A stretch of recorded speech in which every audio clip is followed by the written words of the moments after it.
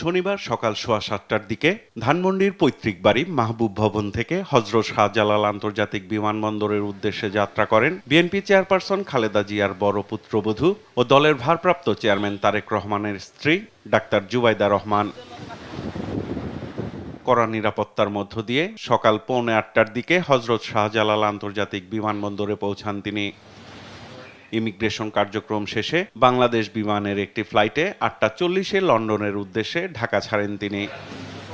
বিমানবন্দরে ডাক্তার জুবাইদা রহমানকে বিদায় জানান তার পরিবারের সদস্য সহ আমরা বিএনপি পরিবারের আহ্বায়ক আতিকুর রহমান রুমন।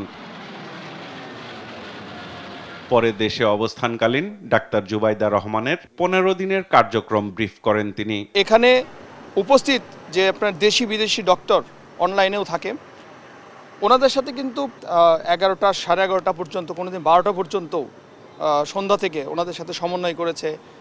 কি করলে ভালো হয়, কি না করলে ভালো হয়, কি অবস্থায় রাখতে হবে, কি অবস্থায় ইয়ে করতে হবে, এখন কোন মেডিসিন দিলে ভালো হয়, এগুলো সব সময় ডিসকাস করেছে। জানান দলের ভারপ্রাপ্ত চেয়ারম্যানের দেশে ফেরার প্রস্তুতি নিতেই ডাক্তার জুবাইদা রহমানের এ লন্ডন যাত্রা।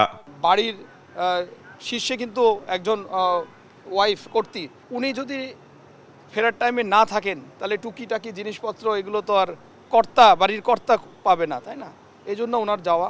দেশে ফিরে তারেক রহমান কোথায় উঠবেন তা এখনো চূড়ান্ত হয়নি বলেও জানান আতিকুর রহমান। যে বাড়িটা ওনার জন্য প্রস্তুত করা হচ্ছে, সেটার কাজ যদি শেষ না হয় তাহলে ফিরে যায়।